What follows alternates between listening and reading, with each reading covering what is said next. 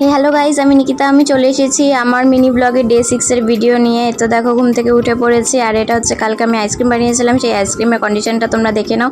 তারপরে এখানে টিভি দেখছিলাম, টিভি দেখে তো দুপুরবেলা খেতেও বসে পড়েছি। খাওয়া দাওয়ার পরে এদিকে আবার ববু ছোটুকে নিয়ে হাঁটাহাঁটি করছিল, আর এদিকে ও বেরিয়ে গেল একটু কাজে। তারপরে তো স্নান ধান করে এখানে লোকনাথ বাবাকে পুজো দেওয়ার জন্য এসেছিলাম, মানে ধূপকাঠি মোমবাতি দেখাতে এসেছিলাম, যেহেতু আজকে লোকনাথ পুজো ছিল। আমাদের বাড়িতে প্রত্যেক বছর বাৎসরিক পুজো হয়, কিন্তু এবার কিছু পারিবারিক কারণে সেই পুজো হয়নি, তো আশা করি পরের বছর হবে সেটা আবার। তো গাইস দেখো, আমি কালকে এগুলো আইসক্রিম বানিয়েছিলাম, ম্যাঙ্গো আইসক্রিম কুলফি। তো এটা এখন বরকে খেতে দিব, তো দেখি খেয়ে কি বলে। ওখানে আমি তুলেছি যে কি বলে শুনি। নাও,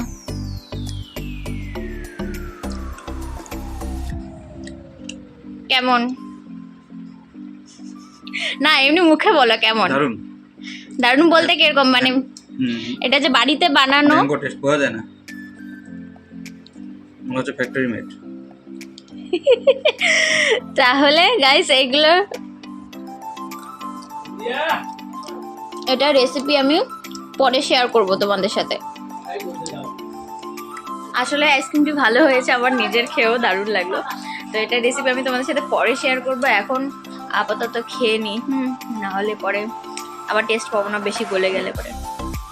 তারপর সন্ধ্যাবেলার দিকে দেখো রেডি হয়ে পড়েছি, আমি বড় আর বাবা মিলে যাচ্ছি এক জায়গায় প্রসাদ খেতে। তো এতো দেখো চলে এসেছি, এখানে লোকনাথ পুজো ছিল। তারপরে দেখো পাতে মিছরি দিয়ে দিয়েছে, তারপরে তো খিচুড়ি, লাবড়া, তারপরে চিপস, তারপরে চুনা খিচুড়ি, তারপরে আলু মটর পনিরের তরকারি এসব দিয়ে দিয়েছিল পরপর। তো এসব খেয়ে তারপরে আবার চাটনি পায়েসও ছিল। তো এসব খেয়ে বাড়িতেও চলে এসেছি। দেখো আমাদের লুকসটা আজকে এরকম ছিল, ম্যাচিং করে পড়েছিলাম দুজনে। তারপরে দেখো আমের আইসক্রিমটা আমি বেরো করে ফেলেছি, চলো শুনে নেওয়া যাক কেমন লাগলো। বলো তোমার খেয়ে কেমন লাগলো? তখন তো বাটির মধ্যে খেলে, আর এটা তো আমের ভিতরেই বানানো, তো এটা কেমন লাগলো? আমার বইয়ের বানানো জিনিস সব ভালো দিত। যেহেতু প্রসাদ খেয়ে এসেছিলাম, এর জন্য রাতেবেলা আম খেয়ে এদিকে হটস্টারে কিছু মুভি দেখছিলাম, মুভি দেখে তো শুয়ে পড়েছিলাম।